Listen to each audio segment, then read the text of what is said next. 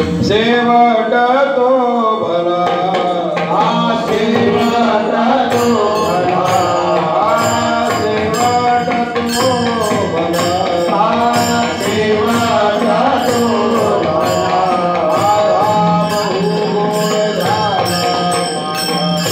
बहु गुण धारा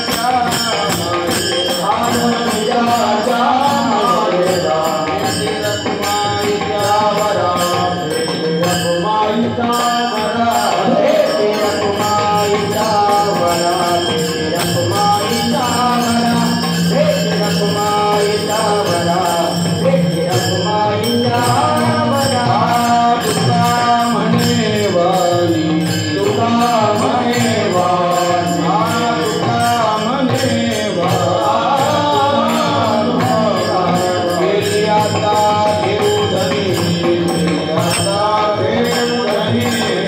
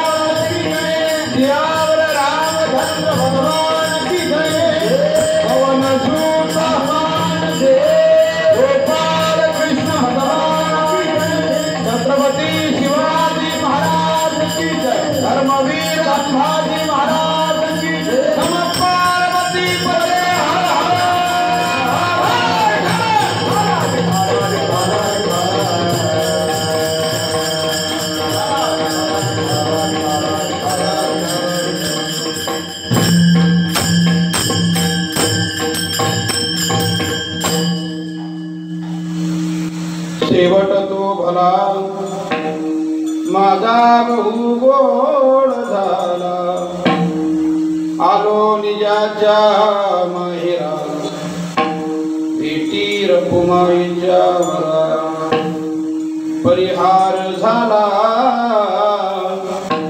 अवघ्या दुःखाचा मागेला आलो निजाच्या माहेरा भेटी रखुमाईच्या वरा तुका म्हणे वाणी गेली आता घेऊ धनी आलो निजाच्या माहेरा भेटी रखुमाईच्या वरा समचरण सरोजम सांद्र नीलांबुदाभं जगननिहित पाणि मंडलम मंडनानं तरुण तुलसी माला कंधरम गंजनेत्रम सदय धवलासं विठ्ठलं चिंतयामि पांडुरंगाकं प्रथम नमः पांडुरंगाकं प्रथम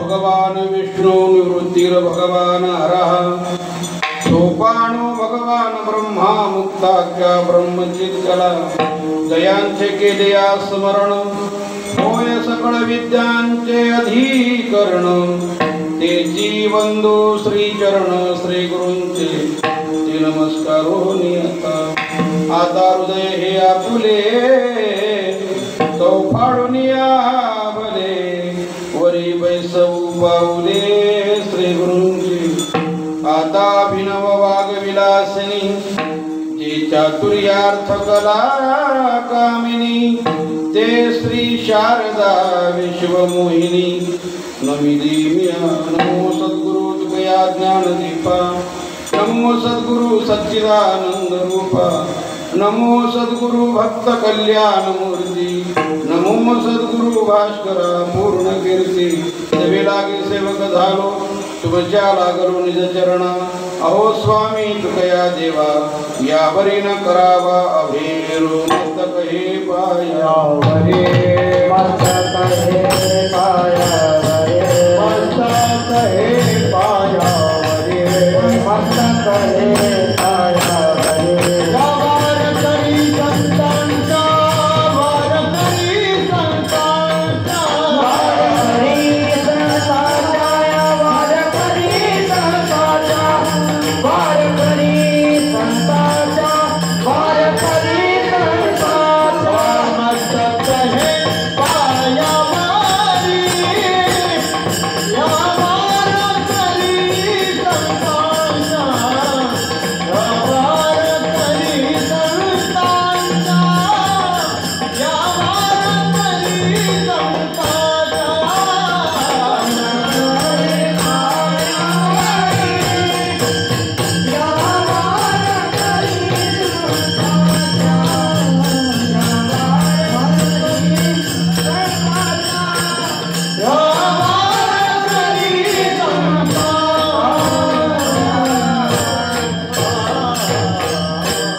शेवट तो भला माझा बहु गोड झाला आलो निजाच्या माहेरा भेटी रघुमाईच्या वरा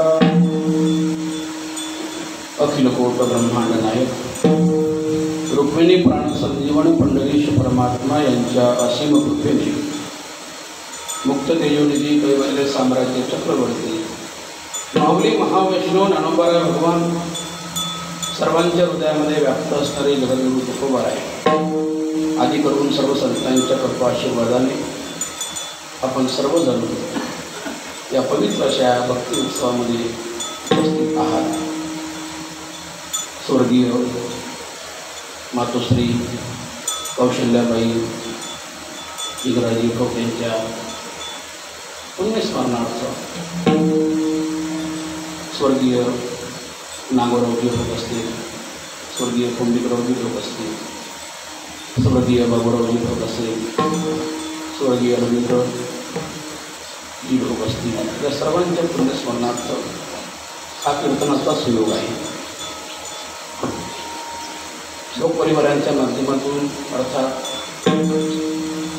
परमश्रद्धेय श्री महाराज यांच्या माध्यमातून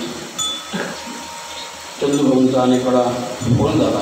तर ती सर्व औपचारिकता पूर्ण करतात, फोन करणे केव्हा येणार आहे, काय येणार आहे. पण खरं तर इथे येताना तिथं यायचंच असतं. तर असो नसो की काही औपचारिकतेची गरज नाही, पण त्यांचा तो मनाचा मोठेपणा नेहमी ते फोन करत असतात, आदराने बोलवतात. त्यांच्या सर्वांच्या माध्यमातून ही सेवा माझ्याकडे आली. या कीर्तनाकरता सर्व काळकरी गायनाचार्य मृदंगाचार्य उपस्थित आहे. त्यांच्यासमोर मी बोलतो आहे. ते श्रद्धेय आदरणीय रामनाचार्य रामरावजी महाराज त्या ठिकाणी उपस्थित आहेत. त्यांच्या चरणावर नतमस्तक होतो. त्यांच्या अमृतवाणीतून आपण भागवत कथा रसपान करत आहात. हरिभक्त पारायण माझे परमस्नेही परममित्र स्वपनजी महाराज काळकांडे काका यांच्याही चरणावर नतमस्तक होतो. आपण सर्वजण या ठिकाणी उपस्थित आहात. तुमच्या सर्वांच्या चरणावर आमचे आदरणीय चौधरी पाटील आहे, सर्वांच्या चरणावर स्वामीजी आहे. सर्वांच्या नावावरले करणं शक्य नाही, पण सर्वांच्या चरणावर विनम्रपणे अभिवादन करतो आणि चिंतनाकरता सुरुवात करतो.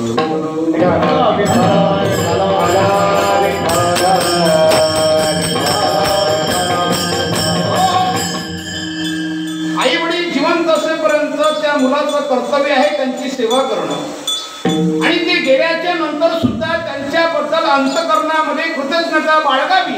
त्याचा सोहळा होत असतो, त्याला पुण्यस्मरण सोहळा म्हणत असतात. त्यांच्यामुळे आम्ही मोठं झालो. ज्यांनी आम्हाला मोठं करण्यामध्ये आपल्या जीवाचं रान केलं, आम्हाला मोठेपण जे प्राप्त झालं हे त्यांच्या कर्तृत्वाची देण, त्यांच्या उपकाराची देण. ही भावना, ही कृतज्ञता अंतःकरणामध्ये असली की त्याचा सोहळा होत असतो. आमच्या आईवडिलांचे उपकार असेल, गुरूंचे असतील, संतांचे असेल, ज्यांनी आम्हाला मोठं करण्याचा प्रयत्न केला. आम्ही जे मोठं झालो त्या मोठं होण्यामध्ये अनेकांचा सहभाग, अनेकांच्या जीवनाचं योगदान जीवनामध्ये प्राप्त झालं. त्या सर्वांबद्दल अंतःकरणामध्ये कृतज्ञता बाळगावी. ते गेल्याच्या नंतर सुद्धा त्यांचा सोहळा या रूपांतर होतो. तसा सोहळा कोणाचा होतो. आणि वाक्य बोलेल पहा, ज्यांच्यामुळे आम्ही मोठं झालो त्यांना, त्या लोकांना माणसाने कधी आयुष्यामध्ये विसरू नये. तर त्यांना विसरण्याचा जर प्रयत्न झाला काळाच्या ओघामध्ये, तर माणसाचं कधी कल्याण होत नाही. बरोबर, त्यांच्याबद्दल अंतःकरणामध्ये नेहमी कृतज्ञता व्यक्त करायची. जरी काळाच्या ओघामध्ये ती या जगतामध्ये नसती, पण तरी देखील त्यांच्या उपकाराचं काहीतरी कृतज्ञता, त्यांच्या उपकाराबद्दल त्या उपकाराची जाणीव अंतःकरणामध्ये ठेवून आपण त्याचं स्मरण करणं गरजेची गोष्ट आहे. राजा छत्रपती या महाराष्ट्राचे राजे झाले. 32वां सुवर्णाचं सिंहासन तयार झालं. राजांचा राज्याभिषेक सोहळा ठरला होता. ज्या दिवशी त्यांचा सोहळा ठरलेला आहे त्या दिवशी महाराज त्या पायरीपर्यंत आले आणि वर चढण्याकरता प्रयत्न करत आहे. पहिल्या पायरीवर पाय ठेवता क्षणी महाराजांच्या डोळ्यामध्ये पाणी आलं. छत्रपती शिवाजी महाराज त्यांच्या डोळ्यामधून अश्रू येत आहे. आऊसाहेबांनी विचारलं, महाराज हा तर आनंदाचा क्षण आहे, तुम्ही या महाराष्ट्राचे राजे झाले, हा काही रडण्याचा क्षण नाही, आनंदाचा आहे. रडण्याचं कारण? तेव्हा छत्रपती शिवाजी महाराज उद्गार काढताय, आऊसाहेब या महाराष्ट्राच्या भूमीचं राजा होण्याचं सौभाग्य मला प्राप्त झालंय. 32वां सुवर्णाचं सिंहासन तयारी झालं. आता काही क्षणामध्ये मी त्याच्यावर विराजमान होणार आहे. पण या पायरीवर पाय ठेवत असताना आज मला त्यांची आठवण झाली की ज्यांच्यामुळे मी आज राजा झालो. हे राजेपण मला जे प्राप्त झालं हे माझं स्वतःचं कर्तृत्व नाही आहे. या राजेपणा प्राप्त होण्याकरता, हा राजा होण्याकरता माझ्या सर्व मावळ्यांनी आपल्या संसाराची राख रांगोळी करून, स्वतःचं रक्त सांडून, स्वतःच्या जीवनाचं बलिदान देऊन या राज्याकरता आपलं जीवन त्या ठिकाणी व्यतीत केलं. त्यांच्या उपकाराची देण आहे की आज मी राजा झालो. आज या प्रत्येक पायरीवर पाय ठेवत असताना मला माझा तानाजी आठवतो. या प्रत्येक पायरीवर पाय ठेवत असताना मला माझा नेताजी आठवतो. या प्रत्येक पायरीवर पाय ठेवत असताना मला माझा बाजी प्रभू आठवतोय, ज्यांनी या मातीकरता रक्त सांगितलं. तरी मी आता राजा झालो असेल, पण हे माझं कर्तृत्व नाही, हे त्यांच्या उपकाराची देण आहे.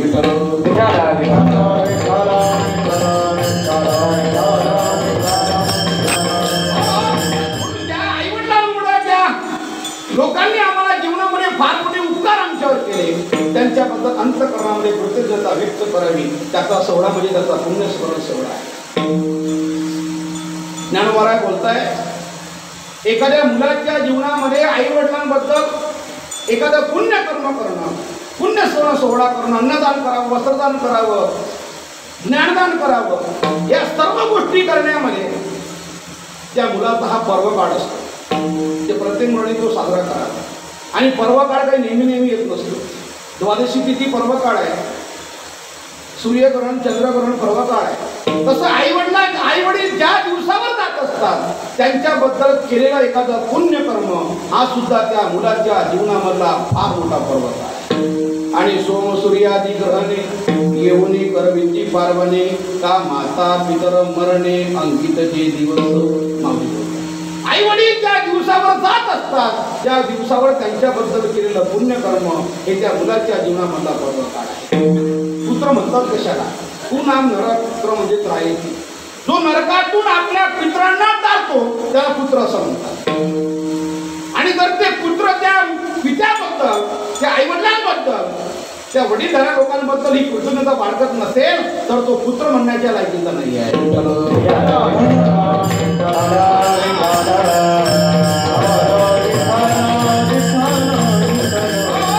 महाराज बोलताय, ऐसे पुढे पुत्र होते, ऐसे पुढे पुत्र होते, ऐसे पुढे पुत्र होते, ऐसे पुढे पुत्र, ऐसे पुढे,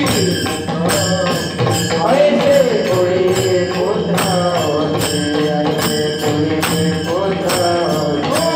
जे बुडाविती पूर्वजा, जे बुडाविती पूर्वजा, जे बुडाविती पूर्वजा, जे बुडाविती पूर्वजा, जे बुडाविती पूर्वजा, जे बुडाविती पूर्वजा, ऐसे कोणी पुत्र होती, जे बुडाविती पूर्वजा, जे बुडाविती पूर्वजा, जे बुडाविती पूर्वजा, ऐसे कोणी पुत्र होती, जे बुडाविती पूर्वजा, जे बुडाविती पूर्वजा, जे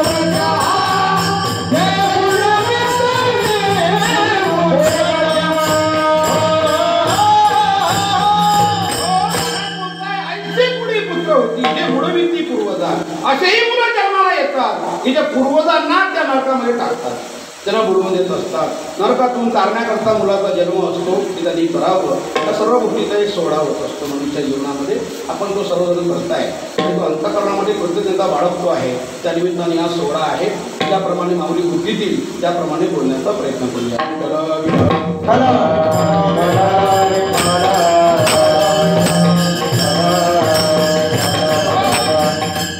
मृत्यूलोक या ठिकाणी तो जन्माला आलेला आहे, त्याला जाणं निश्चित आहे. कोणीही या ठिकाणी अमर होण्याकरता आलेलं नाही आहे.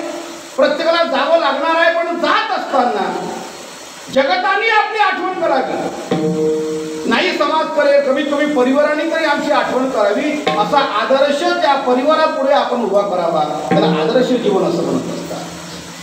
मरण दोन प्रकारचं असतं पहा. काही माणसं जगून मरतात तर काही माणसं मेल्याच्या नंतर सुद्धा जगत असतात. जगून मरणाऱ्यांची संख्या समाजामध्ये कमी नाही आहे. आधा मेला, पंधा मेला, बाप मसना गेला, देखत देखत नाचू बंधू तोही तैसा झाला. हे संबंधाची यादी आहे. याला जगून मरणं म्हणा. की जे गेल्याच्या नंतर समाज एकही प्रकार कसलंही दुःख व्यक्त करत नाही. समाज दुःख व्यक्त करत नाही यात काय नवल आहे. त्या घरातले लोक देखील, परिवार देखील त्या गेलेल्या व्यक्तीबद्दल दुःख व्यक्त करत नाही, शोक व्यक्त करत नाही. असं त्याचं निरर्थक जाणं आहे. त्याला जगून मरणं म्हणा. उलट लोक म्हणत असतात, बरं झालं गेला, खायला कारणी होईला काय होता भाग. तू गेल्याच्या नंतर समाज, परिवार दुःख व्यक्त करत नाही. उदाहरणार्थ एखादा व्यक्ती माणूस आहे, अतिशय भयंकर घरच्या लोकांना त्रास देतोय, भयंकर दारू पितो. दारू पिणारी माणसं कोणाच्याही म्हणण्याप्रमाणे ऐकत नाही. त्यांना तुम्ही कितीही सांगण्याचा प्रयत्न करा तरी ते की त्यांचा संदर्भ बदलेल हे काही सांगता येत नाही. ते कोणाचं ऐकत नाही. कीर्तन संपल्याच्या नंतर एक ताई माझ्याकडे आलेल्या गावाला म्हणजे महाराज आज कीर्तनातून तुम्ही फार दारूबंदीवर छान बोलला, खूप चांगलं व्याख्यान केलं, आमच्या घरच्या माणसाला जरा 2 शब्द समजून सांगतात. एवढं ताई ते आमचं ऐकणार नाही, एवढं 2 मिनिटं सांगून तर बघा, ऐकलं तर ऐकलं. मी त्यांच्या घरी गेलो, ते महाशय असे बसलेले होते. मी माझ्या परीने जेवढं मला शक्य होईल तेवढं 10-15 मिनिटं त्यांच्यासमोर व्याख्यान केलं. दारूचे दुष्परिणाम त्याला सांगायचे तेवढे सांगितले. 10-15 मिनिटं त्यांनी माझं व्याख्यान ऐकलं, माझं बोलणं ऐकलं आणि मला झाल्याच्यानंतर म्हटलं, महाराज झालं का तुमचं? म्हटलं हो. माझं व्याख्यान झालं असं समजल्याच्या नंतर तो जोराने आरडला, उद्यापासून बंद. आणि मलाही असं वाटलं माझ्या बोलण्याचा परिणाम नक्की त्याच्यावर झाला. हा उद्यापासून दारू पिणार नाही. म्हटलं उद्यापासून दारू बंद ना दादा? म्हटलं उद्यापासून दारू बंद नाही, मग तुमच्यासारखे महाराज लोक घरी अन्न बंद. काय हे आम्हाला सांगायला आणखी त्यांना चहा पिण्याकरता आणायचं? हे लोक कोणाचंही ऐकत नाही. असा व्यसनी माणूस, घरामध्ये त्याचा प्रचंड त्रास आहे. तो गेल्याच्या नंतर ती दुःख घरातले कुणी व्यक्त करत नाही. याला निरर्थक जाणं असं, याला जगून मरणं नाही. पण काही माणसं अशी जीवनामध्ये जन्माला येतात, स्वतःचं कर्तृत्व इतकं महान करतात की ते गेल्याच्या नंतर सुद्धा त्यांचा सोहळा चालत राहतो. समाज, परिवार त्यांना कधी विसरत नाही. असे त्यांचे उपकार असतात. त्या उपकाराची अंतःकरणामध्ये शेवटच्या क्षणापर्यंत कृतज्ञता राहते की यांच्यामुळे आम्ही घडलं गेलो. असं त्यांचं जीवन असतं. जे चंद्र सूर्य असेपर्यंत लोकांच्या स्मरणामध्ये राहत असतात. याला महाराज मरून जगणं म्हणा. राहिल्या त्या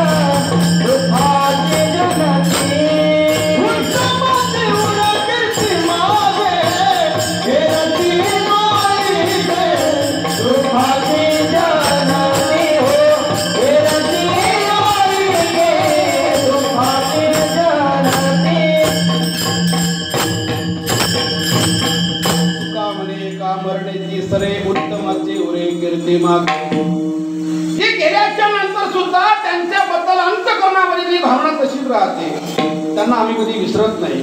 त्यांना मरून जगणं म्हणा. आजही आमच्या घरामध्ये त्यांचे फोटो आम्ही लावलेले आहे.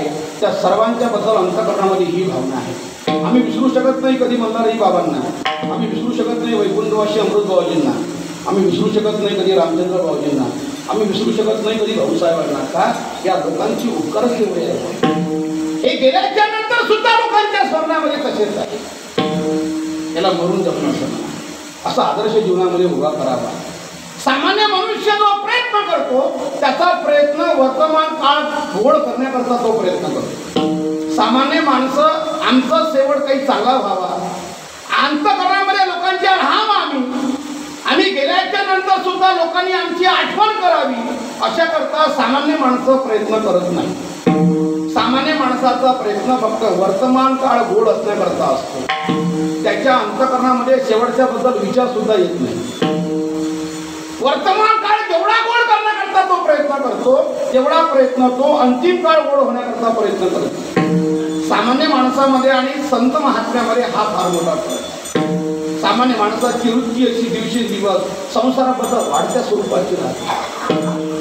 अभिनव शुकाचार्य वैकुंठवासी पृथ्वीभूत डोंगरजी महाराज आपल्या कथेमधून असं वाक्य बोलायचे, एखाद्या माणसाचं वय वाढत चाललंय तर शहाणा पारमार्थी माणूस तो आहे की वाढत्या वयाप्रमाणे त्यांनी प्रपंचाची आसक्ती कमी करावी. हे शहाण्या पारमार्थी माणसाचं लक्ष का लक्ष नाही? कारण वय वाढत चाललंय याचा अर्थ काय? मृत्यू आमचा जवळ येत चाललेला. डोक्यावरची पिकलेली केस, चेहऱ्यावर पडलेल्या सुरकुत्या काय सूचना करताय? ती सूचना करताय मृत्यूची ये भेट जवळ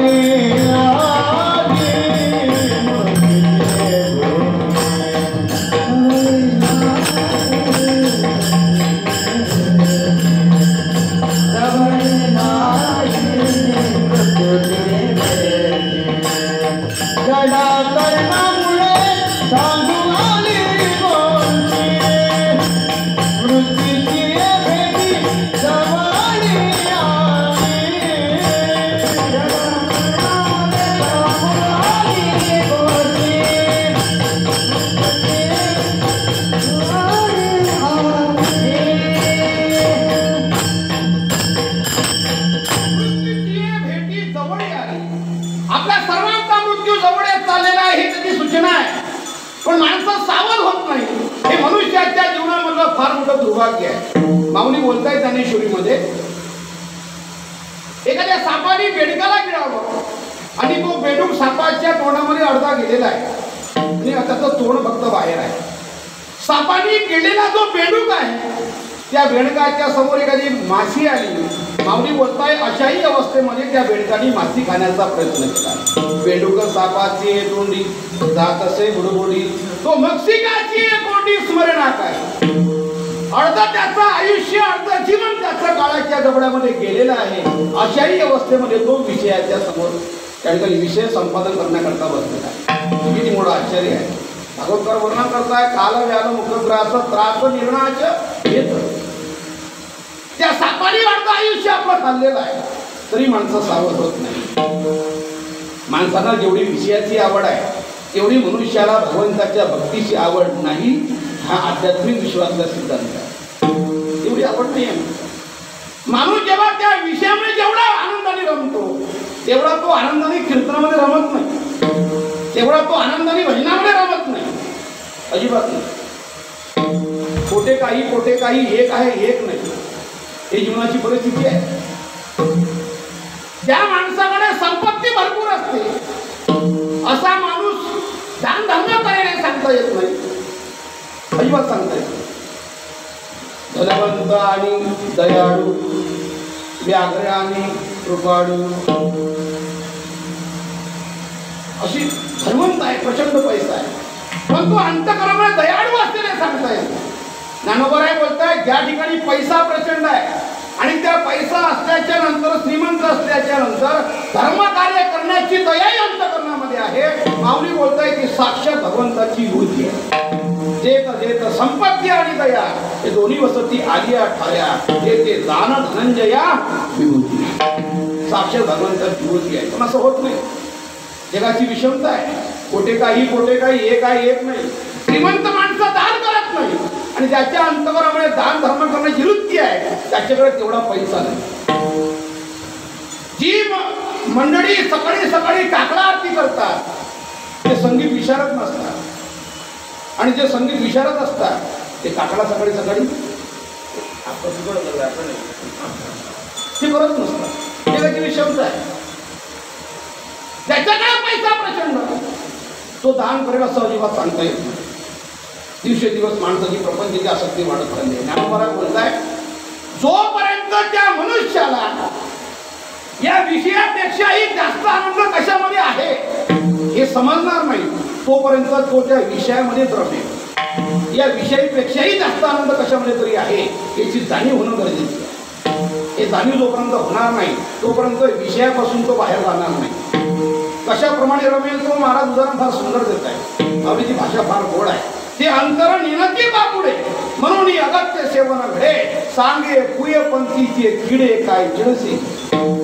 कुवामधले पडलेले किडे त्या किड्यांना त्या कुवाची किडस येत नाही, ते त्या किडे रमतात. तशी विषयासक्त माणसं जोपर्यंत त्यांना याही या विषयापेक्षा प्रचंड मोठा आनंद भगवंताच्या भक्तीमध्ये आहे हे जोपर्यंत कळणार नाही तोपर्यंत त्या विषयापासून ते लांब जाणार नाही.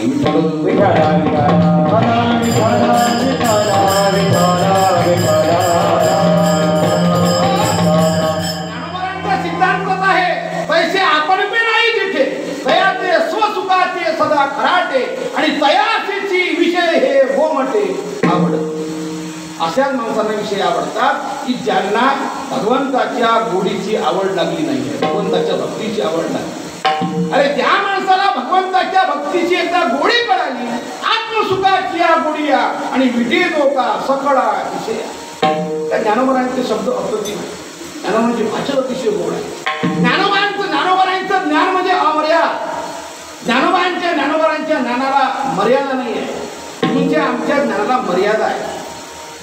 आपलं ज्ञान अमर्याद नाही आहे. ज्ञान असावं ते अमर्याद असावं. अलीकडच्या काळामध्ये काही विज्ञानिक जगणारे लोक एखाद्या विषयामध्ये पारंगत असतात आणि त्यांना असं वाटतं आम्ही खूप छान झालो. वास्तविक पाहता त्यांची पदवी त्यांचं ज्ञान सांगून जातं की किती ज्ञानी आहे किती अज्ञानी आहे.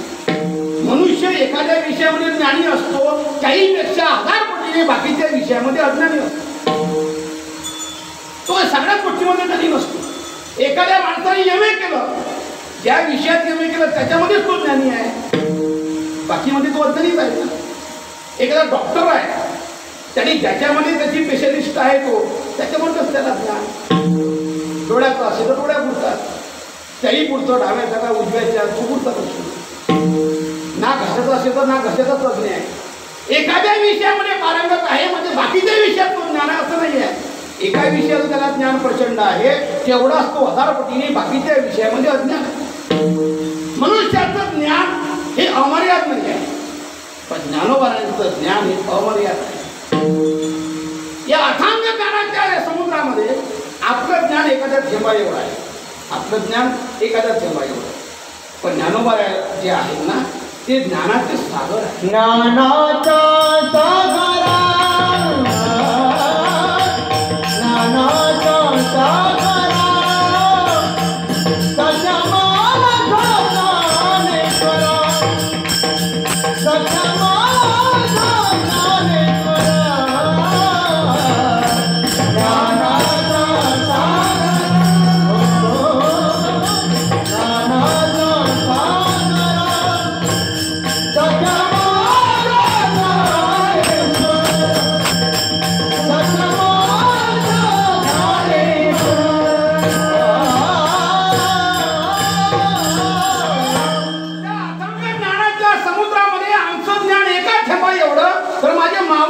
समुद्र आहे. ज्ञानाचा सागर सखा माझा ज्ञानेश्वर. अमर्याद ज्ञान, ज्या ज्ञानाला कोणती मर्यादा नाही आहे. सगळ्या विषयांचं सगळं ज्ञान नवे नवेचं ज्ञानच ज्ञानोबारांच्या रूपाने प्रगट झालं. ज्ञानोबाराय बोलतो अमृतानुभवामध्ये अज्ञान नावाची गोष्ट आमच्यामध्ये शोधूनही सापडणार. अज्ञान कसं असतं आम्हाला माहितीच नाही. ज्ञानोबारांचं ज्ञान, माऊलींची भाषा अप्रतिम. माऊली बोलताय एखाद्या विषयाबद्दल जर आम्हाला आवड असेल तर तो विषय आम्हाला आवडतो म्हणून त्या विषयाला आम्ही देखील आवडतो. यस्य प्रीती तस्य प्रीती असं सूत्र आहे. ज्या विषयाची आवड आम्हाला, जर आम्हाला एखादा विषय आवडत असेल तर त्या विषयाला देखील आम्ही आवडत असतो. जर आम्हाला पैसा आवडेल तर पैशाला देखील आम्ही आवडतो. आम्हाला मृदंग आवडेल तर मृदंगाच्या कलेला देखील आम्ही आवडत असतो. आम्हाला भागवत आवडत असेल तर ते ग्रंथ आम्हाला कृपा करतात, ते भागवताला देखील आम्ही आवडत असतो. आमची आवड कशामध्ये आहे ती आवड सिद्ध होत असते, पण तो विषय आमच्यावर आवडत असतो. यस्य प्रीती तस्य प्रीती. मनुष्याला विषयाची आवड आहे म्हणून माणसाला सुद्धा विषय काय आवडतात, विषयांना माणसंच आवडतात, जीव आवडतात. आणि पुढे सांगतो मनुष्य विषय भोगत नसतो, तर विषय माणसाला भोगत असतात. माणसाची ताकद नाही विषयाला भोगण्याची, कारण या जगातले विषय अजून तसेच आहे. जगातले विषय संपले नाही, माणसं संपली. मला सांगा ना, सुपाऱ्या संपल्या का दात संपले लोकांचे? काय सुपाऱ्या तसेच आहे, दात पडले, सावत्र बारीक करून खातात. सुपाऱ्या नाही संपल्या. दारू संपली का पिणारे संपले? दारू तशीच आहे, पिणारे संपले. विषय संपत नसतात, विषय माणसाला संपवत असतात.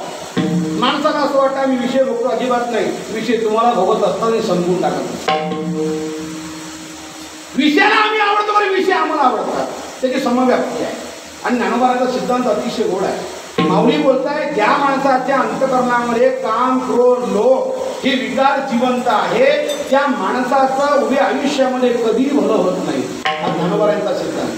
माऊली बोलताय, हे तिन्ही जमतागती तव निकयाची प्राप्ती, माझे कान ऐकती देव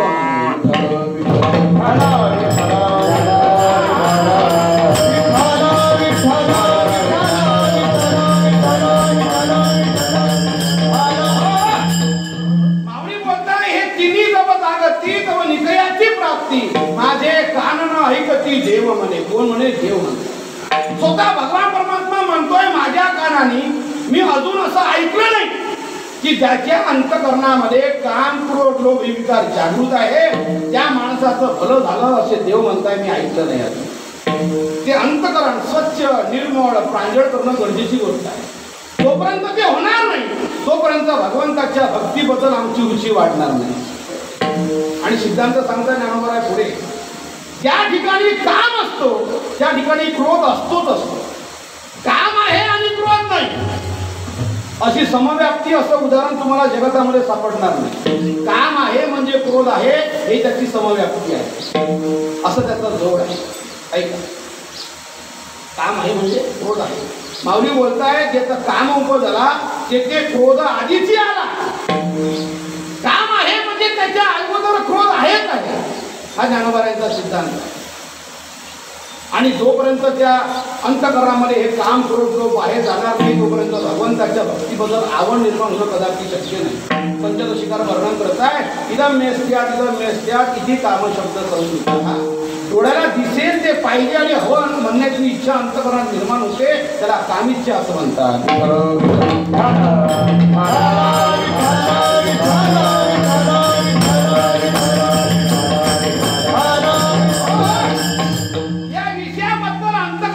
तिरस्कार निर्माण होतो, तिरस्कार झाला पाहिजे. त्याच्या त्या विषयाबद्दल मनुष्याला किळस आली पाहिजे. जोपर्यंत ते वैराग्य अंतःकरणात निर्माण होणार नाही, तोपर्यंत भगवंताच्या भक्तीची आवड निर्माण होणे शक्य नाही. ज्ञानोबारांचा सिद्धांत आहे, वमनिया सुने आत्ताची गेली तशी पुत्रांनी वांती करावी, आणि त्या वांतीला पाहताना जशी आमच्या अंतःकरणामध्ये किळस भावना तयार होते, तशी विषयाबद्दल मनुष्याची भावना तयार होणं गरजेचे. ज्यांनी हे वैराग्य प्राप्त केलं, ज्यांनी त्या वैराग्याच्या माध्यमातून आपलं जीवन त्या पदापर्यंत पोहोचवलं, त्यांचा जीवनाचा शेवट अतिशय गोड होत असतो.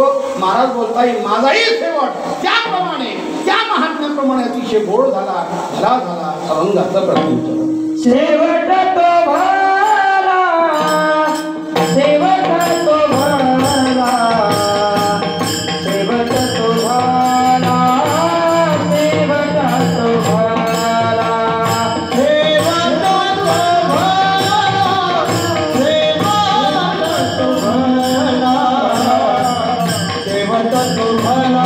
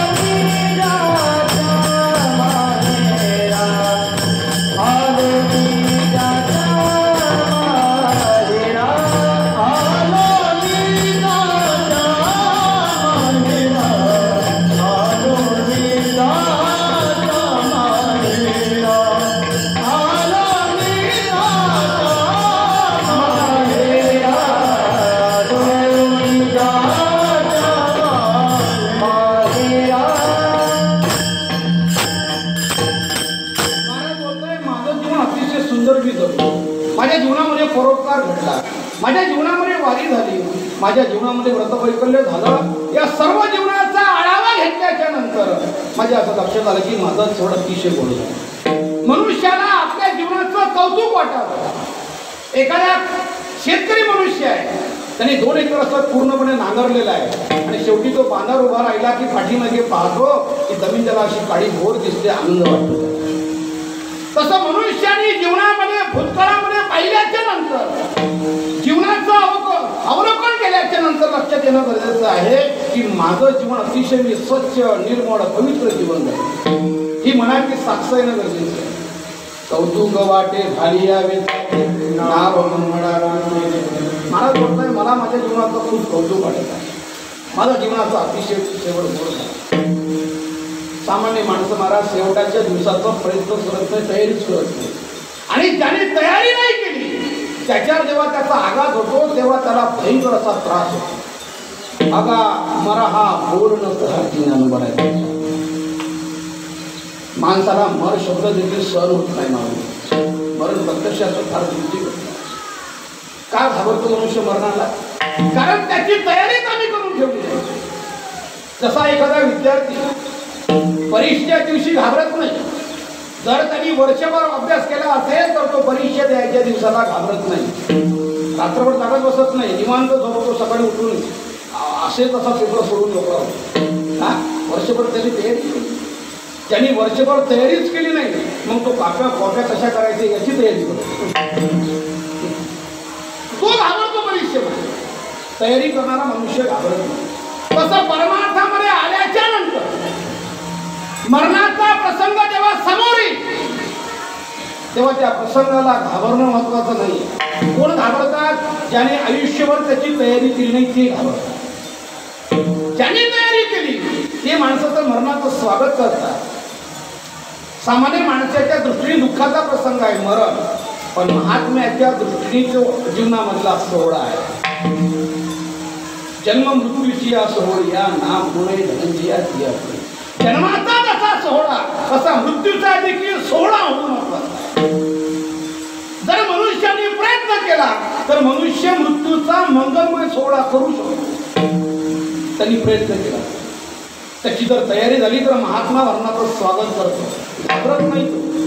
जसा एखादा योद्धा आपल्या योद्धेपणा सिद्ध करण्याकरता युद्धाची वाट पाहत असतो.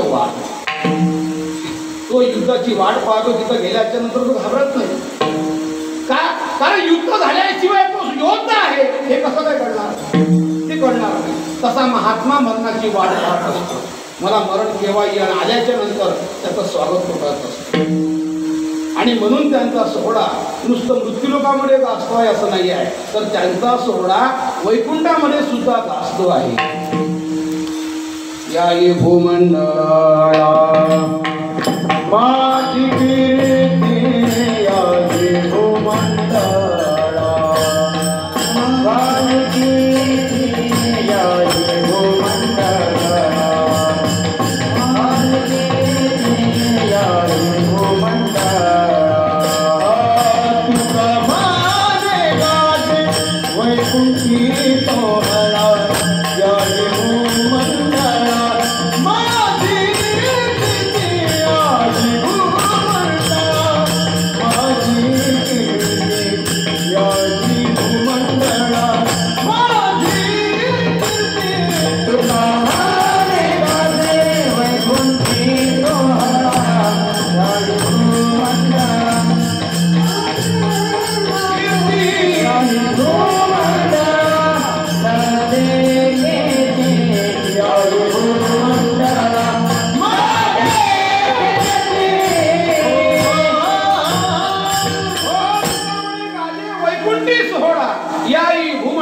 माझी कीर्ती. प्रातस्मरणीय गाथामूर्ती वैकुंठवासी भोलेबाबांचा सोहळा नुसतं मृत्यूलोकामध्ये होतो असं नाही, तर त्यांचा सोहळा वैकुंठामध्ये सुद्धा गाजतो आहे. महात्मा त्या मरणाची वाट पाहत असतो. तत्वचिंतकाने परमार्थामध्ये आल्याच्या नंतर 4 लोकांचं वर्गीकरण केलं. काही लोकांचा प्रवास भोगातून भोगाकडे असतो, काही लोकांचा प्रवास भोगातून त्यागाकडे असतो, काही लोकांचा प्रवास त्यागाकडून भोगाकडे परत असतो. आणि काही लोकांचा प्रवास त्यागातून त्यागाकडे, भोगाकडून त्यागाकडे प्रवास करणारा अतिशय उत्तम त्या ठिकाणी वर्ग आहे. कारण काही वर्ग, पहिला वर्ग तुम्हाला सांगून गेलो भोगाकडून भोगाकडे. या मृत्यू लोकांमधले सगळे भोग प्राप्त व्हावे एवढ्यावर नाही, तर स्वर्गामधले देखील भोग प्राप्त व्हावे हे त्यांची अपेक्षा. हा वर्ग भोगाकडून भोगाकडे जाणार आहे. पण भोगातून त्यागाकडे जाणारा वर्ग जो आहे तो अतिशय महत्वाचा वर्ग आहे. पूर्वीचे काही राजे महाराजे होते, त्यांच्या घरी सगळं राज्य वैभव होतं, पण सगळं राज्य वैभव असल्याच्या नंतर सुद्धा ते लोक त्याचा भोग घेतल्याच्या नंतर त्यागाकडे आपला प्रवास करत होते. काय कमतरता होती महाराज? संतांनी वर्णन केलेलं आहे त्यांच्या घरी काय कमतरता, कशाचीच कमतरता नाही. त्या घरी कुलस्त्रिया राजराणी हे सुख सांडोनी या योग त्याला भरपूर झाला. काही वर्षापूर्वी एक सिद्धोधन राजाचा नावाचा राजा होता. सगळं राज्य वैभव त्याच्याकडे होतं. त्याच्या मुलाचं नाव सिद्धार्थ असं. आपल्या मुलाला जगाच्या दुःखाची कल्पना येऊ नये म्हणून त्याने त्या सिद्धोधन राजाने आपल्या घरामध्ये त्या सिद्धार्थाला एक सुखाच्या सर्व गोष्टी उपलब्ध करून दिल्या. त्याला सुखाचा कोट म्हणतात. घरामध्ये त्याला सगळ्या गोष्टी उपलब्ध करून दिल्या, बाहेर पडण्याकरता सांगितलं नाही. 29 वर्ष झाले त्याचा सिद्धार्थ नावाचा मुलगा घरामध्ये राहतो. सर्व गोष्टीची अनुकूलता आहे. जगामध्ये काय दुःख आहे याला याची जाणीव होऊ नये. जर कदाचित त्याला वैराग्य प्राप्त झाला तर आपल्या राज्याचा वारसा तो चालवणार नाही. म्हणून त्याच्या वडिलांनी सगळ्या गोष्टी घरामध्ये उपलब्ध करून ठेवल्या. 29 वर्षाचं आयुष्य सिद्धार्थ जगला.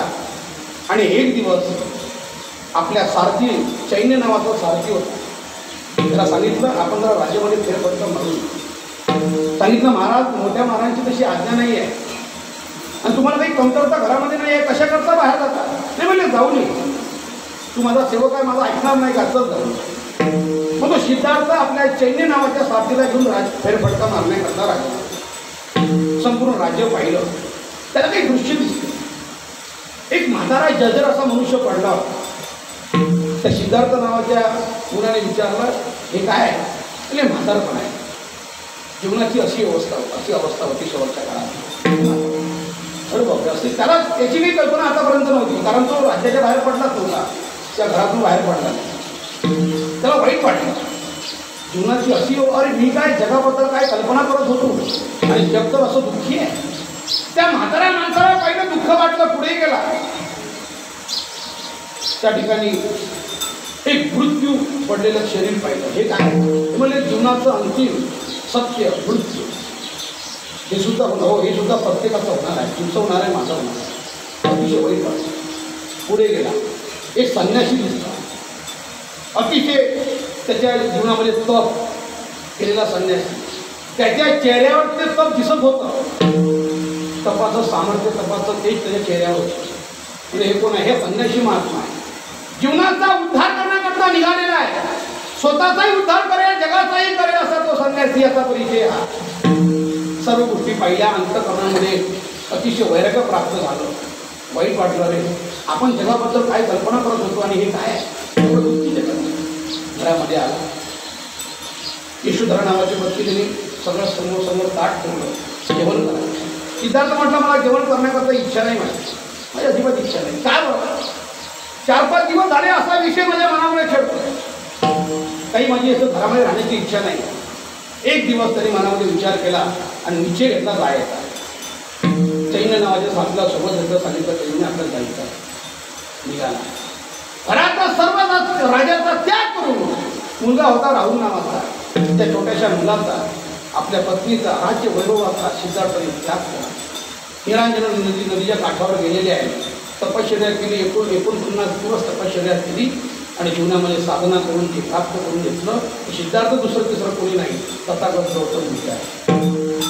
आणि जीवनाने उच्चतम असं स्थान प्राप्त झालं. इतकं मोठं वैभव जीवनामध्ये पासल्याच्या नंतर सुद्धा सगळ्या गोष्टींचा त्याग करून त्या ठिकाणी गेले.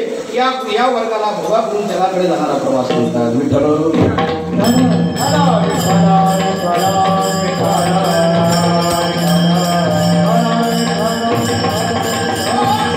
पुढचा मुद्दा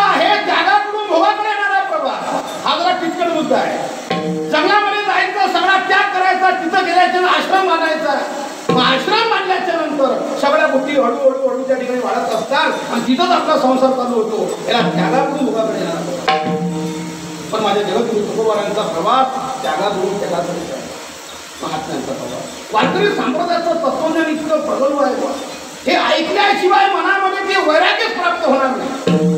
म्हणून तर संप्रदायाचे कार्यक्रम गावोगावी होणं काळाची गरज आहे. तर येणं केलं प्रकारे जर संप्रदायाचे कार्यक्रम बंद पडले तर येणारी पुढची पिढी यांना कधीच हे वारकरी संप्रदायाचे संस्कार कोणी सांगणार नाही. लोकांच्या मनामध्ये भक्तिभाव निर्माण होण्याकरता एक कीर्तन आहे.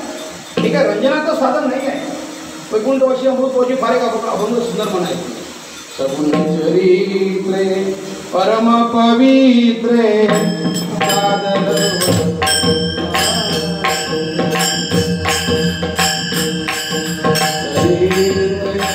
परम पवित्रे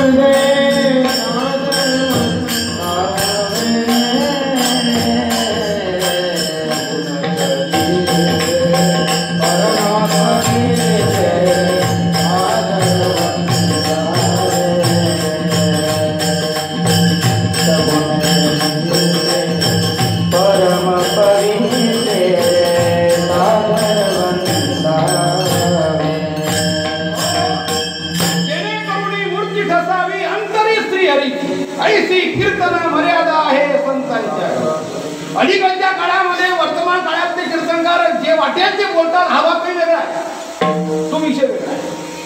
एखाद्या कीर्तनामध्ये मी बरोबर ऐकलं कोण काय म्हणेल अशी काही गॅरंटी नाही बघा. आपल्या काही आवडत नाही आपण म्हणत पण नाही, पण सहज कसं कानात पडलं. टी व्ही वगैरे कीर्तन चालू असतात त्याच्यामुळे काही ते कधी पडतं का कोण काय म्हणेल त्याची काही गॅरंटी राहिली नाही. आता काही भरोसा राहिला नाही. गिरणीवाले दादा काय बघता बडवून काढून व्हायला काही पण लोकांच्या अंतकरणामध्ये भक्तिभाव निर्माण होण्याकरता कीर्तनाचं साधन आहे. स्वडंग सुखदेवाची सद्गुरु जोगमारांची उत्तुंग परंपरा ज्यांनी आपल्या जीवनाचं रान केलं आणि ही आचार प्रणाली निर्माण केली लोकांना ते सन्मार्ग लावण्यासाठी. लोकांच्या जीवनामध्ये परिवर्तन होण्याकरता संप्रदायाच्या तत्वाची निर्मिती आहे. हे रंजन करण्याकरता तर अजिबातच नाही. तो भाव निर्माण होण्यासाठी झाडाची गरज आहे. नेहमी म्हणत असतो की लहान मुलांना कीर्तनामध्ये आनंद झाला. येणाऱ्या पिढींना कीर्तन कसं आहे हे कळलं पाहिजे. आनंद झाला कोणाच ते कीर्तन असतो कीर्तनामध्ये आनंद झाला. जर तो येत नसेल तर त्याच्या बापाने त्याला 2 फटके देऊन आणावं पण आणलं पाहिजे. पण जर तो त्याला 2 फटके देताना त्याची आई जर मध्ये मध्ये आली तर पोराला सोडून द्या, काही हरकत नाही. तरी काय असे ना तो विचार करून का होईना पण आणणं गरजेचं आहे. त्याच्या कानावर शब्द पडणं गरजेचं आहे. परिवर्तनशीलता फक्त संप्रदायामध्ये संतांच्या शब्दामध्ये होऊ शकते. महाराज बोलताय त्यागाकडून त्यागाकडे जाणारा प्रवास अतिशय सुंदर प्रवास आहे. महाराज बोलताय माझा सोड अतिशय गोड झाला भला झाला. महाराज तुमच्या जीवनामध्ये असं घडलं तरी काय की तुमचा शेवट गोड झाला असं तुम्हाला वाटलं. महाराज बोलताय अभंगाचं दुसरं विचार आलो निजाच्या बाहेर आलो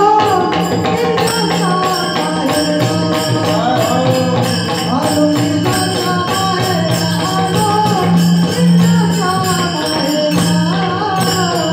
आलो निजाच्या बाहेर आलो निजाच्या बाहेर आलो निजाच्या बाहेर आलो निजाच्या बाहेर आलो निजाच्या बाहेर आलो निजाच्या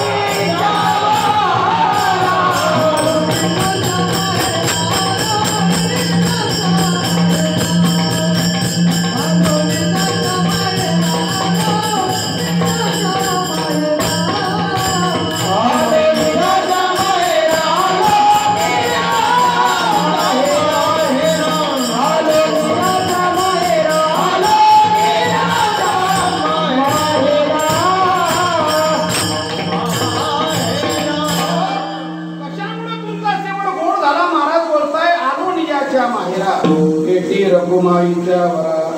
मला भगवंताची भेट झाली आणि मी माझ्या निज म्हणजे मूळ माहेराला मी आलोय. या अनुषंगाने माझा सेवड अतिशय गोड झाला. मला भगवंताच्या अंशापासून प्रत्येकाचा जन्म असल्यामुळे ममय अंश जीव लोके जीव भर असतात. हे आपलं मूळ आहे. मृत्यूलोक मनुष्याचं मूळ नाही आहे, माहेर नाही आहे. मृत्यूलोकामध्ये आल्याच्या नंतर आपण जे राहत आहोत हे आपलं सासर आहे आणि सासरमध्ये राहताना तो आनंद नाही आहे. माहेरला जाण्याकरता आनंद काही वेगळा असतो. महाराज बोलताय सासूरवासा भितो जीवा ओढे तुझपास. कागाचा सुरुवाती मज केले भगवंता आठवडिया दत्ता स्वाधीन. हे आपलं सासर आहे. प्रत्येकाला जायचं आहे भगवंताच्या भेटीला आणि भगवंताच्या भेटीला जाणं याचा अर्थ माहेरला जाणं असतं. माहेर आहे आपलं जिथं आपले आईवडील असतात, जिथून आपली निर्मिती असते त्याला माहेर असं म्हणतात. आपल्या सर्वांचं माहेर कोणतं? दाई नागे माये दया पंढरपुरा येते ना माहेरा आठवडीला. ए माहेर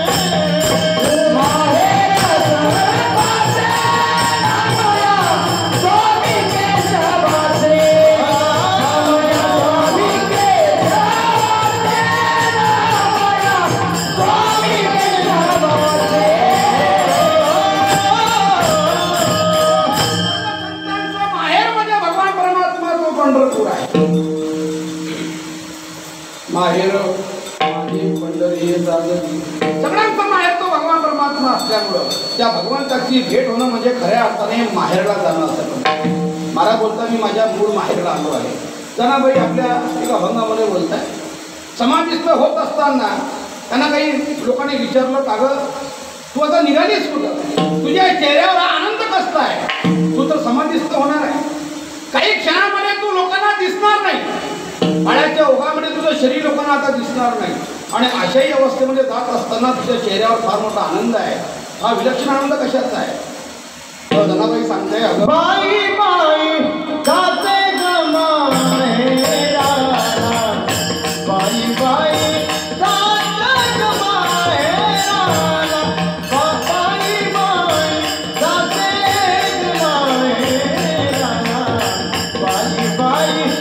जाते ग माहेराला.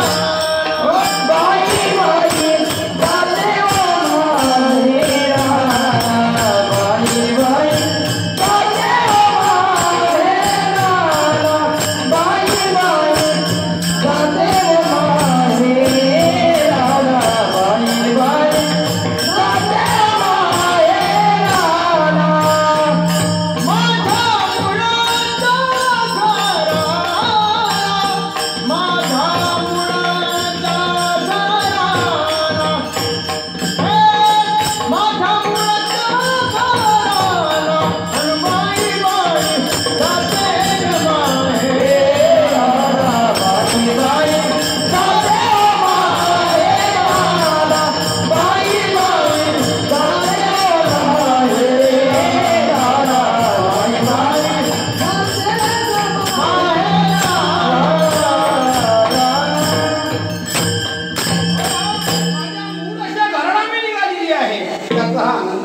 कोणतीही मुलगी माहेरला जात असताना दुःखाने जात नाही, अतिशय आनंदाने ती माहेरला जाते. का?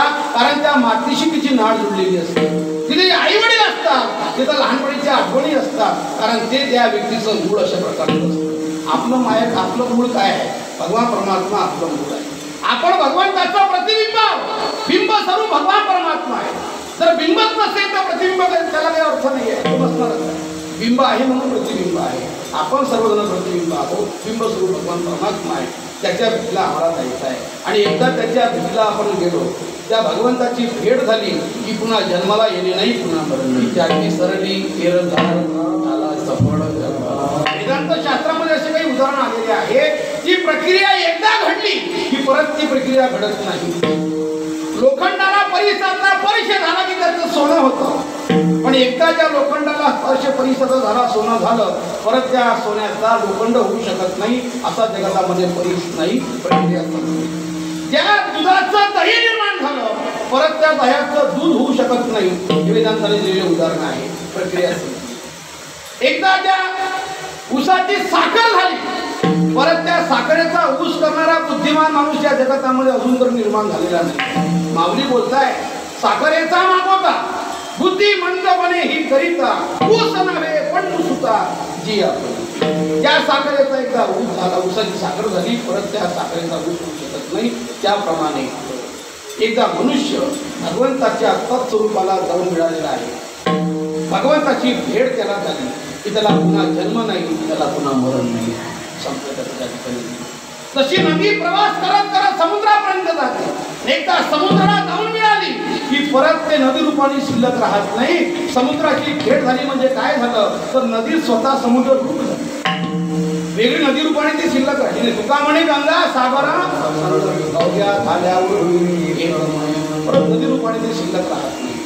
तसं महाराज बोलताय की ज्याप्रमाणे एकदा त्या नदीला परत नदी रूपाने शिल्लक राहत नाही, जीव एकदा भगवंताच्या स्वरूपाला प्राप्त झाला, भगवंताची भेट झाली, परंतु जीव रूपाने त्या ठिकाणी उरत नाही. जन्म नाही रे आनिका, जन्म नाही रे आनिका, जन्म नाही रे आनिका, जन्म नाही रे आनिका, जन्म नाही रे आनिका, जन्म नाही रे आनिका, जन्म नाही रे आनिका, जन्म नाही रे आनिका, जन्म नाही रे आनिका, तुका म्हणे माझी भाषा, तुका म्हणे माझी भाषा, जन्म नाही रे आनिका, तुका म्हणे माझी भाषा, नाही रे आनिका, तुका म्हणे माझी भाषा, तुका म्हणे माझी भाषा, जन्म नाही रे आनिका, जन्म नाही रे आनिका, जन्म नाही रे आनिका, जन्म नाही रे आनिका.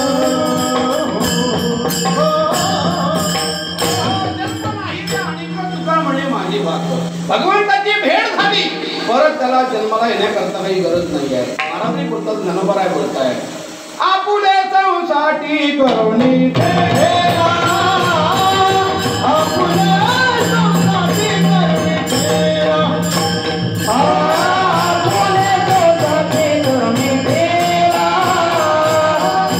आपुले संसाठी करुणी ठेवा. बाबा रखुमादेवी वरू विठ्ठलाचे भेटे, बाबा रखुमादेवी वरू विठ्ठलाचे भेटे, आपुला संसाठी करुणी ठेवा, आपुला संसाठी करुणी ठेवा, आपुले संसाठी करुणी ठेवा, आपुले संसाठी करुणी ठेवा.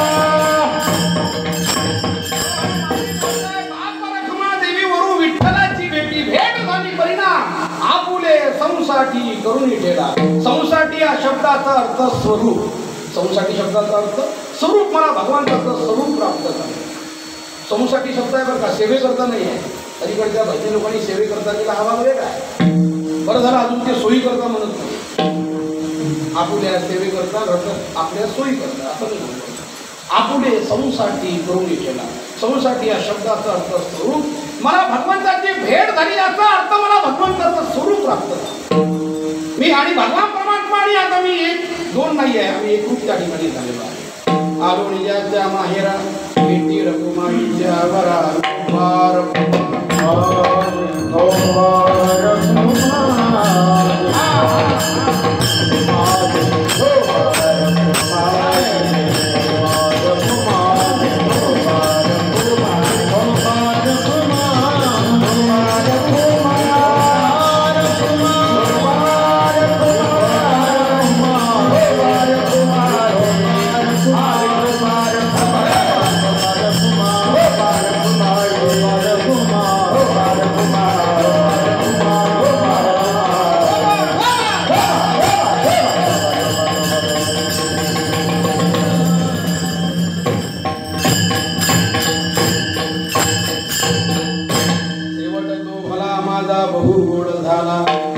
तुझ्याच्या माहेरा रखुमाईच्या वरा.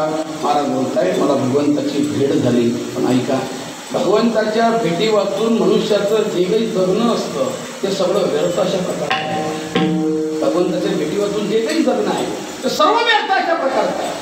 ज्ञानोबारायांचं स्वप्न आहे, महाराष्ट्रामधला प्रत्येक मराठी माणूस जो आहे किंवा माझा महाराष्ट्रातला मनुष्य त्या ज्ञानोबारायांचं स्वप्न सांगतो तुम्हाला, या प्रत्येक माणसाला मरणाच्या एक क्षण पूर्व भगवंताची भेट झाली पाहिजे. हे ज्ञानोबारायांचं स्वप्न. मरणाच्या एक क्षण पूर्व भगवंताची भेट झाली आणि भगवंताच्या भेटी वाचून जे काही आमचं जगणं आहे, मग ते सत्तेने असेल, मग ते संपत्तीने असेल, सौंदर्याने असेल, अनेक गोष्टींनी भरलेलं आहे घरामध्ये. पण भगवंताची भेटी वाचून जे काही जगणं आहे माणसाचं ते निरर्थक अशा प्रकारचं आहे. त्याच्यामध्ये काही अर्थ नाही. राष्ट्रसंत तुकडोजी महाराज बोलताय की जीवनामध्ये हा मनुष्याचा जन्म प्राप्त झाला, हा योग काही पुन्हा पुन्हा जन्माला प्राप्त होत नाही. पुन्हा पुन्हा मनुष्याला प्राप्त होणारा योग नाही आहे. तुम्हाला योगायोगाने मनुष्याचा देह प्राप्त झाला, तो त्या भगवंताच्या भेटी करता भजनाकरता लावणं गरजेचं आहे. राष्ट्रसंत तुकडोजी महाराज काय योग साधला जन्म तुला लाभला. काय योग साधला जन्म तुला लाभला. कोण देव पावला विचारे मनाच्या. कोण देव पावला विचार. काय योग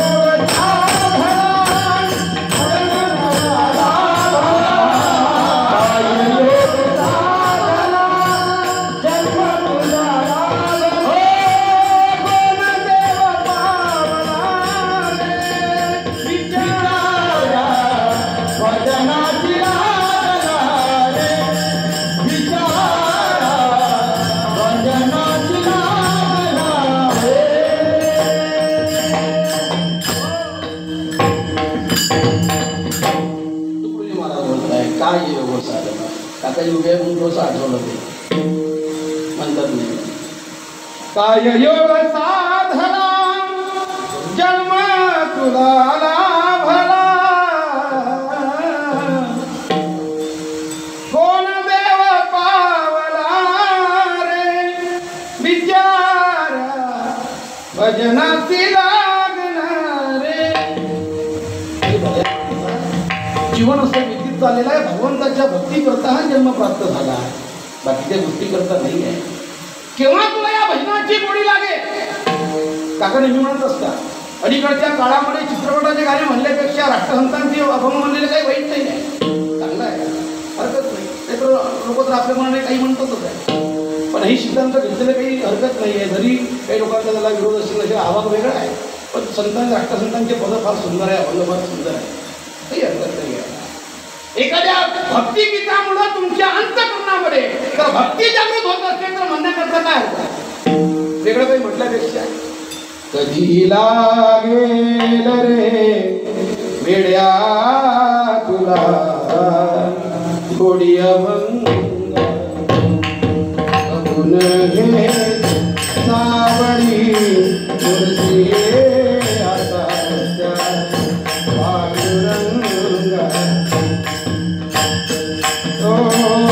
दाना भरोसा ना माझा भरोसा जग हे कुणाची सांग भल्या असो सुलमाची आणि नाम हरीचे मुखी गोड सोडून दे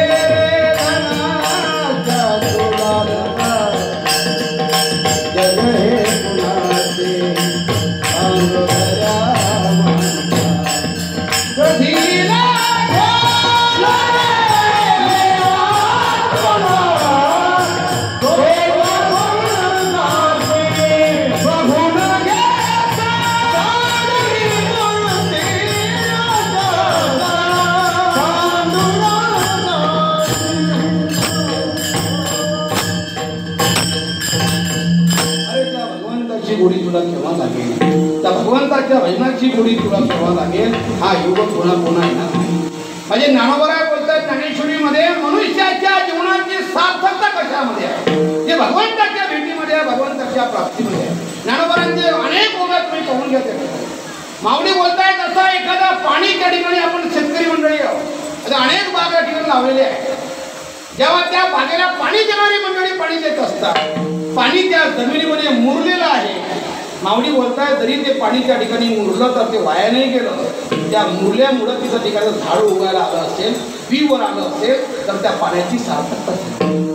जैसा प्रजन्य जगाचा लोटू पिपाळे धरी साडीचा पाटू तो जिरे परी असा आटून उपयोग.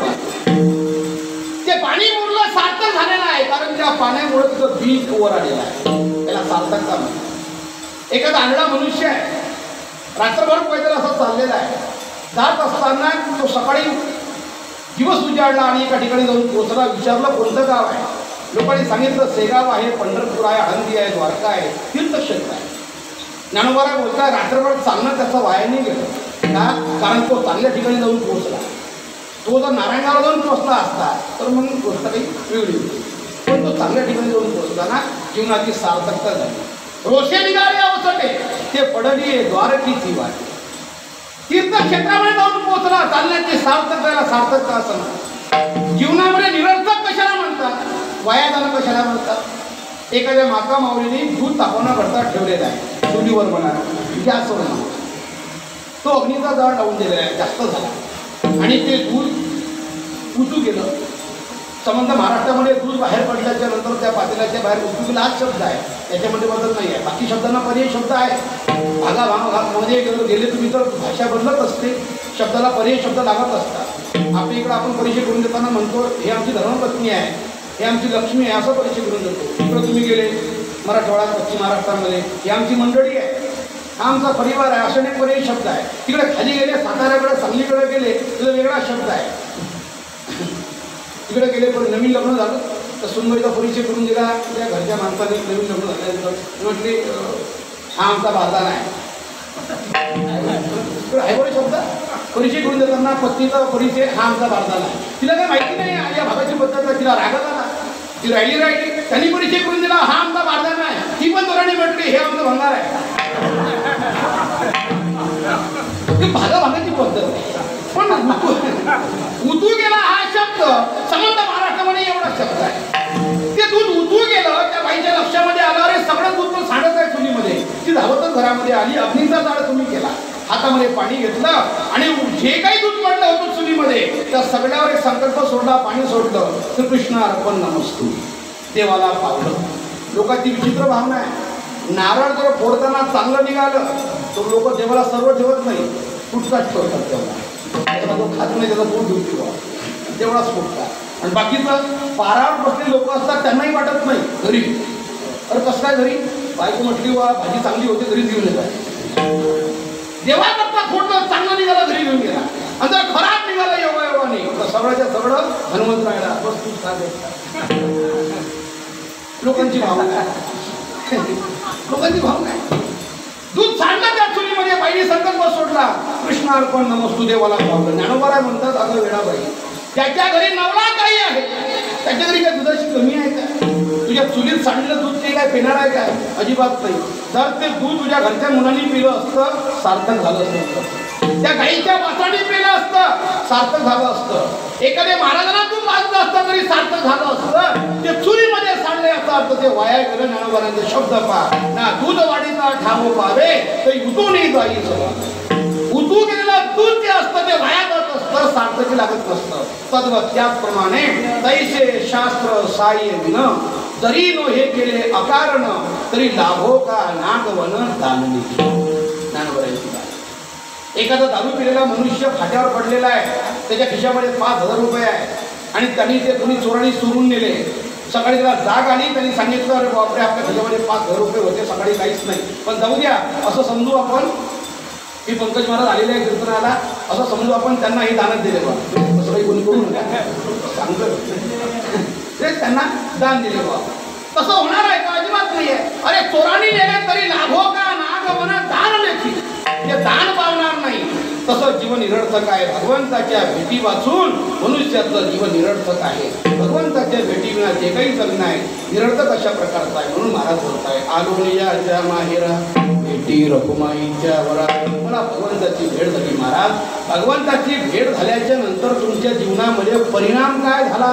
अभंगातनं पुस्तकाचं परिहार झाला, परिहार झाला, परिहार झाला, परिहार झाला, परिहार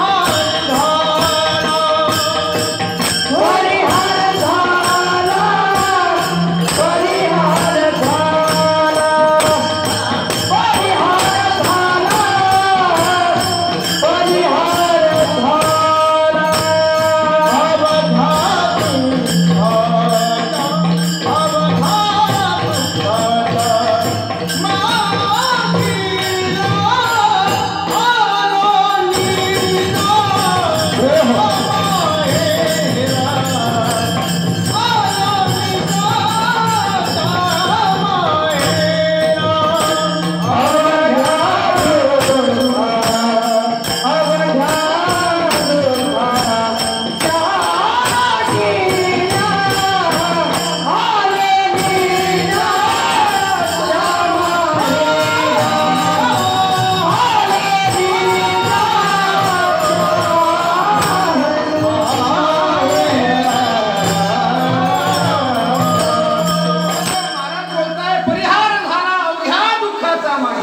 जे काही दुःख माझ्या जीवनामध्ये होतं ते सगळं दुःख पूर्णपणे संपलेलं आहे भगवंताच्या भेटीमुळे. भगवंताची भेट झाल्याच्या नंतर दुःख नावाची गोष्ट जीवनामध्ये शिल्लक राहत नाही. संत महात्म्याने दुःखावर विजय प्राप्त केला. सामान्य माणसं दुःखावर विजय प्राप्त करू शकत नाही. सर्वांच्या जीवनामध्ये कमी जास्त प्रमाणामध्ये दुःख असतच असतं. दुःख येऊ नये ही अपेक्षा सगळ्यांचीच आहे, पण दुःख येत नाही असा एकही मनुष्य नाही. प्रत्येकाला त्या दुःखाला सामोरं जावं लागतं. दुःख प्रत्येका जीवनामध्ये असतं. मध्यंतरीचा काळ ऐक असा वाईट गेला, सगळ्यांनी त्याचा अनुभव घेतला. म्हणजे जीवन मरणाच्या त्या प्रसंगामध्ये अनेकांनी ते दुःख त्या ठिकाणी भोगलेलं आहे. परिवार देखील जवळ राहत नव्हता, सखे सज्जन सोयरे देखील जवळ राहत नव्हते. असा भयंकर काळ आपण बघितलेला आहे. सर्वांच्या जीवनामध्ये दुःखाचा प्रसंग आला, त्याच्यामध्ये आम्ही काही सुटलो नाही. योग आहे जीवनाचा, पण तरी पण काहीतरी सेवा नावाची गोष्ट जीवनामध्ये असेल. केव्हा तरी सडंद सुखदेवाची सद्गुरू झोप महाराज या सगळ्या गुरुवरांची संस्थेमध्ये सेवा घडली असते. त्या सेवेचा परिपाक म्हणून काहीतरी जीवन परत माऊलीच्या कृपेने आम्हाला भेटलेलं आहे. एवढीच इच्छा आहे, त्या सेवेमध्येच जावं, दुसरं काही होऊ नये आयुष्यामध्ये, एवढीच अपेक्षा आहे. त्याही प्रसंगामध्ये असेही दुःखाला प्रत्येकजण सामोरं गेलेलं. त्याच्यावर काही कृपा आहे भगवंताची, तिथून बाहेर पडले. त्यांच्याकडं आहे अनुकूल सगळ्या गोष्टी, त्या गोष्टी बाहेर पडले. कृपा आहे भगवंताची, सगळं आहे. कमी जास्त प्रमाणामध्ये सगळ्यांच्या जीवनात दुःख असतंच असतं. त्या दुःखाला प्रत्येकाला सामोरं जावं लागतं. एकापेक्षा एकामागे एक आघात होत गेले महाराजांच्या जीवनामध्ये. पण आधुनिक प्रसंग तसा आठवतो. मी जेव्हा महाराजांसोबत मृदंग वाजवण्याकरता फिरायचो, रात्री कीर्तन 9 ते 11 उस्मानाबाद जिल्ह्यामध्ये धूममध्ये यावं गावाला. कीर्तनाला महाराजांना भेटा बांधला. माझ्याकडे मोबाईल होता, पण मला मोहन होता फोन आला, महाराज सुद्धा आलेले या ठिकाणी. ज्या अवस्थेमध्ये महाराज असतील त्या अवस्थेमध्ये तिथे निघून या एवढं झाला. ते नागोरांना नानाची तब्येत अतिशय भयंकर वाईट अशा प्रकारे त्यावेळी हलवलेली होती. आणि त्यांचा आवाज मी ओळखला आणि पुढचं मला सगळं लक्षात आलं की कोणी काय घडलं असेल कदाचित. पण आम्हाला जी चिंता होती त्या प्रसंगामध्ये फक्त महाराजांची, कारण सोबत मी रोहिदास महाराज मस्कर आणि नवीन ड्रायव्हर शिवाजी भाऊ राजेंद्र विश्वचे आले. त्याची माहिती नव्हती. आणि त्या प्रसंगात त्यांनी फक्त एवढं सांगितलं, महाराजांना काही सांगू नका, तर सोबत घेऊन या. आणि घरी येईपर्यंत इतका रात्रभर तो प्रवास, रस्ते कोणाला बरोबर माहिती नाही आहे, डोळ्यात डोळा मनाचा नाही आहे. त्या अवस्थेमध्ये फक्त आमची चिंता महाराजांवर. महाराजांनी आता तिथं कोणते धक्का मारायला बसू नये. किती प्रेम होतं हे आम्ही पाहिलेलं आहे नानाजीवर. आणि तो प्रवास रात्रभर करायचा आहे, रस्त्याची माहिती नाही. शिवाजी भाऊ नवीनच आले होते, त्यांना काही माहिती नसतं. रात्रभर महाराज जागी होते, रस्ता सांगत होते. चुकला परत गाडी पाठीमागे वेगळे आहे, रस्ता आपल्याला वाशिमकडे जायचं आहे, आपण आपल्याकडे करतो. प्रत्येक कॉलरला सांगायचे, डोळा म्हणता. सकाळी 7 वाजेला आम्ही जेव्हा इथे आलो आणि नानाजींचं समोर असं वरच्या घरावर ठेवले त्यांना होतं आणि त्या क्षणाला महाराजांना मी पाहिलं. तो क्षण अजून मला तसा आठवतोय. उद्या आयुष्यामध्ये मी महाराजांना कधी रडताना पाहिलं नाही.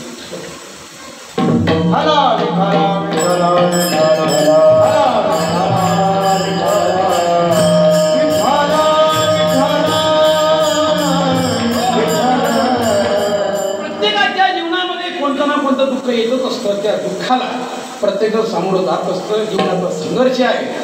माऊली कृपा करो आणि माऊलीच्या कृपेने दुःख भगवंताच्या भेटीने आपलं सगळं त्यांनी घेऊन जावं अशी माऊलीच्यानी प्रार्थना करतात. असे अनेक प्रसंग आपल्या जीवनामध्ये येत असतात. ते प्रसंगाला सामोरं जावं लागतं. महाराज बोलताय परिहार झाला. अवघ्या दुःखाचा मागेला. आता दुःख नाही आहे जीवनामध्ये. आता कोणतं दुःख नाही आहे.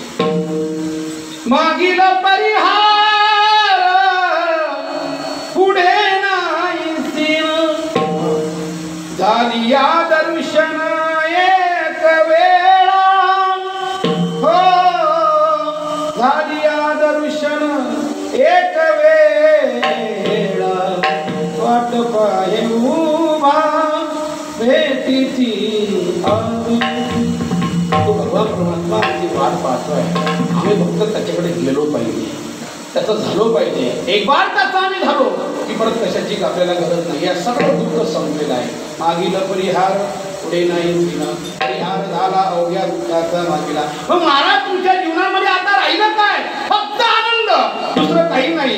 ज्या आनंदाची उणीव होती ती उणीव आता राहिली नाही. आणि जीवनामध्ये फक्त आनंद अभंगाचं सेवन. तू का मैंने वाणी तू का मैंने वाणी तू का मैंने वाणी तू का मैंने वाणी तू का मैंने वाणी तू का मैंने वाणी तू का मैंने वाणी तू का मैंने वाणी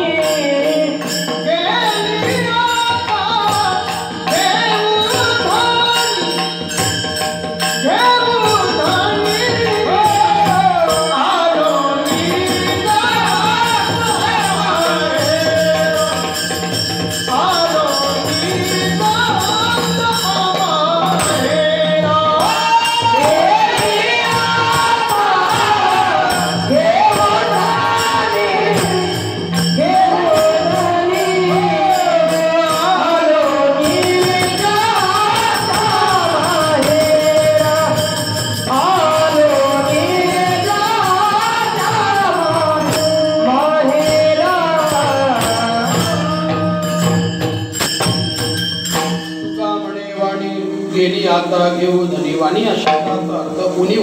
ज्या आनंदाची उणीव माझ्या जीवनामध्ये होती तो फक्त आता आनंदच आनंद आहे. दुसरं जीवनामध्ये दुःख नावाची गोष्ट राहिली नाही. तेव्हा अभंगाचा भावार्थ सांगण्याचा माझ्या अल्पशा पद्धतीने प्रयत्न केला आहे. इथं आल्याच्या नंतर काही आपली विकत दाखवायची आपला आपल्याला दाखवायचा हा प्रश्न अजिबात मनामध्ये राहत नाही. स्वच्छ अंतर्गत सांगतो. सेवा आहे. महाराजांनी सांगितलं आहे, आज्ञा केली आहे. आणि ज्यांच्यासोबत राहून ज्यांच्यासमोर आपण काही अभ्यास केला असेल त्यांच्यासमोरच सांगावं. गंगेचं पाणी घ्यावं, गंगेला अर्पण करावं या न्यायाने सांगण्याचा हा मानस आहे. त्याच्यामध्ये मी आपण फार शिकलो आणि त्यांच्या पुढं काही विद्युत दाखवायची असा काही विशेष नाही आहे. पण ठीक आहे. सेवा आहे. तो सेवाभाव अंतःकरणामध्ये शेवटपर्यंत राहो अशी माऊलीचरणी प्रार्थना करूया. आणि देवाला एकच मागणं मागूया. देवा जगद्गुरु तुकोबाराज ज्याप्रमाणे बोलले आवाज तुम्ही जगद्गुरु तुकाराम महाराज ज्याप्रमाणे बोलले माझा सवड अतिशय गोड झाला. असंही आपणही आपल्या जीवनामध्ये म्हणावं. महाराज तुम्ही जी साधना केली ती साधना भगवंतांनी आमच्याकडनं करून घ्यावी आणि आमचंही शेवट तुमच्याप्रमाणे असा गोड व्हावा. भगवंताची भेट व्हावी आणि भगवंताच्या भेटी वाचून जगणं नसावं अशी माऊलीचरणी प्रार्थना करूया. महाराजांच्या आज्ञेप्रमाणे ही सेवा या ठिकाणी चालू आहे. दरवर्षीप्रमाणे मला याही वर्षी आज्ञा दिली. या ठिकाणी सांगितलं की नक्की सेवा तशी करण्याचा प्रयत्न केला. उपकाराची अशी राशीच्या राशी आहे. कुठून सुरुवात करावी कुठून शेवट करावा समजत नाही. अनेक आहेत. त्याच्यामध्ये काही महाराजांचा हा उपकार आहे तो उपकार सांगू शकत नाही. हे जीवनच त्यांच्या उपकाराची देण आहे. तो काळ असा नव्हता की देवीला धर्मशाळा सोडल्याच्या नंतर आपण स्वतंत्र रूम करून राहू शकतो असा काळ अनुकूल नव्हता. त्या काळामध्ये महाराजांनी जवळ केलं आणि सगळ्या गोष्टी अनुकूल झाल्या. सर्व गोष्टी त्या ठिकाणी नाही देखील ते मिळे आणि भोगसुद्धा ते सगळे सर्व गोष्टी काही जीवनामध्ये प्राप्त झाल्या. आणि आणि त्यांच्यासमोर कीर्तन करतानाही मनामध्ये वेगळा आनंद असतो. पण आदरयुक्त भीती शेवटपर्यंत आहे आणि राहणार, ती राहावी अंतकरणामध्ये शेवटपर्यंत. तिथे काही असं आपल्याकडून एखादा शब्द चुकणार नाही, एखादं वाक्य चुकणार नाही, अपशब्दांत होणार नाही, त्याची अंतकरणात नेहमीच ती होणार राहील आणि शेवटपर्यंत तशीच राहावी अशी माऊली चरणी प्रार्थना करतो आहे. आणि झालेली सेवा माऊली चरणी समर्पित करतो. काही बोलण्याच्या ओघामध्ये एखादा शब्द कोणी जर लागला असेल माझं मला त्रास करा, नक्कीच करण्याचा प्रयत्न करेल. येत्या 31 आणि 22 ऑक्टोबरला प्रातस्वर्गीय गाथ्यांवरती वैकुंठवासी भोलेबाबांच्या पुण्यस्मरणार्थ एक संघ बोलणं बोलतात. म्हणून आळंदी पंढरपूरला आपण जाऊ शकत नाही, तसं अनुकूल काळ नाही आहे. म्हणून भागातल्या सर्व विद्यार्थ्यांनी कमी जास्त प्रमाणामध्ये बाबांचे सगळ्यांनाच उपकार आहे, त्याप्रमाणे बाबांकडे सर्व कृप राहिलेले आहे. म्हणून त्या उपकारातून थोडंसं उत्तीर्ण होण्याचा हा अल्पसा प्रयत्न म्हणून आदरणीय श्री श्रद्धेय काका महाराज खाडपांडे, भूषण महाराज शिंगरवाडे, उमेश महाराज जाधव, मी असे अनेक विद्यार्थी आपण जेवढे हात तेवढे सर्वांनी उत्सव त्या ठिकाणी साजरा करण्याचा